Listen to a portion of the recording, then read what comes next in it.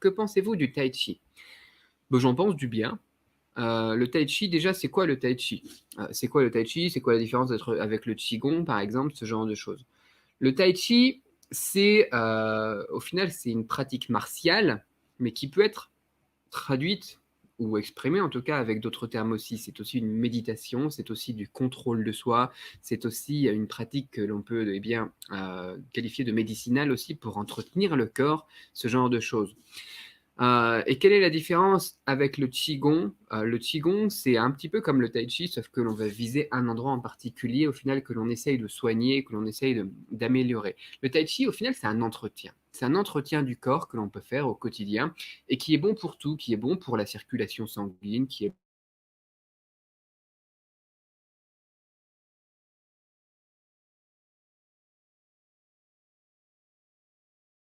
bon pour le stress, qui est bon pour...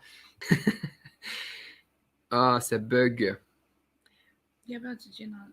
哦，实在 Je 太 sais 吵 pas, 了。 ouais, c'est embêtant si ça commence en début de live comme ça. Sinon, il faudra que je fasse des Bah, petites voilà. vidéos ou je sais pas quoi. C'est la 12e fois que ça nous fait ça va pas quoi. Je disais que... je sais plus ce que je disais du coup. 没关系， Je sais plus ce que je disais du coup. C'est foutu. 放回放。Il faudra que je regarde le replay pour savoir ce que j'étais en train de dire. Ouais, donc le tai chi, au final, voilà, c'est une pratique martiale qui est bonne aussi, donc pour pas mal de choses. Ça sera bon pour le stress, ça sera bon pour plein de trucs. T'as malin? 我看一下，你说你的，我只是看一下它是不是断开了。没有，歌曲它是，自动回到最后的。好不？Ouais. 你说嘛，免得一会儿你又不记得了。Si je suis déstabilisé, maintenant c'est foutu, je suis tout troublé là. 太极。 Et donc le tai chi, c'est quelque chose qui est super intéressant et qui est bon aussi après pour les personnes qui sont pas forcément non plus en état comme préparation martiale par exemple. Il y a beaucoup de gens qui vont me dire tiens, est-ce que je peux faire du tai chi si je suis pas en bonne santé, si je suis pas plein de vie, si j'ai pas justement comment ça s'appelle, l'expérience martiale, etc. Et au contraire, oui, parce que c'est quelque chose qui va te permettre d'obtenir cette performance, justement, d'obtenir cette maîtrise de toi, d'obtenir... Tu vois, c'est le chemin du tai chi chuan, c'est ça. C'est ce qui va te permettre d'être en meilleure santé, d'être en meilleure forme. Et du coup, ça peut être très bien aussi de commencer par ça avant de faire un art martial. Et c'est pas facile d'ailleurs pour les gens qui sont énergiques et qui veulent faire un art martial. Pour se défouler un petit peu, ça va les aider justement à avoir une bonne maîtrise de soi.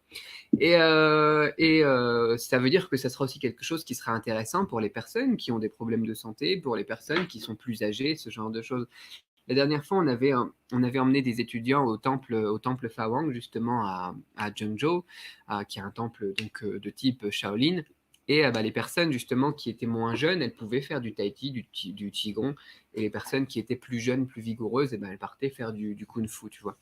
Donc c'est quelque chose qui est très intéressant et dont on recommanderait la pratique à tout le monde. Et même quelqu'un qui fait un art martial plus actif, plus vif, il peut aussi, à côté de cela, faire du tai chi. Ça l'aidera justement aussi à maîtriser un petit peu son corps, ça l'aidera un petit peu à maîtriser aussi ses émotions, son stress, etc.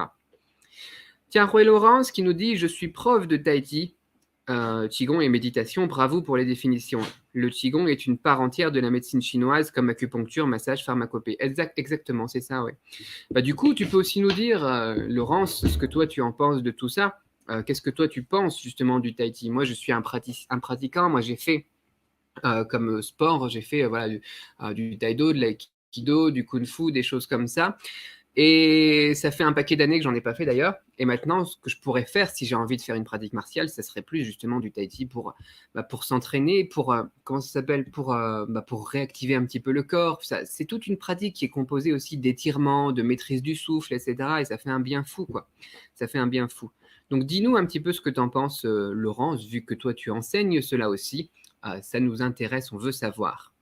Mais ouais, voilà, c'est donc du coup, moi, ce que j'en pense que du bien. Et c'est pas facile, au final, le tai chi, c'est pas facile parce que c'est des mouvements lents et pour une personne comme moi, par exemple, ça me fait extrêmement de bien parce que, parce que justement, ça demande du contrôle de soi et essayer de se calmer un petit peu, quoi.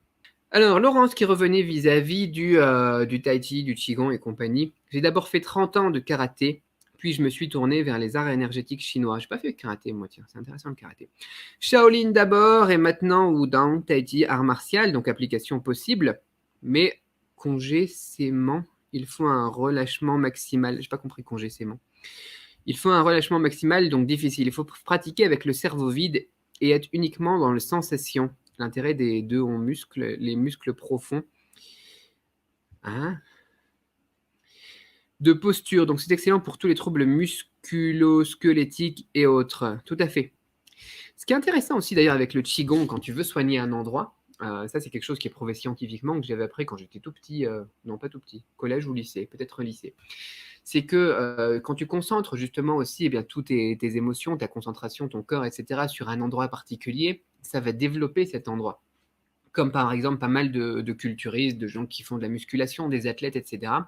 Même quand ils ne sont pas en train de s'entraîner, ils vont avoir des pratiques où ils sont en train de s'imaginer qu'ils s'entraînent. Ils s'entraînent par exemple en train de soulever des poids pour quelqu'un qui fait des haltères, ce genre de choses.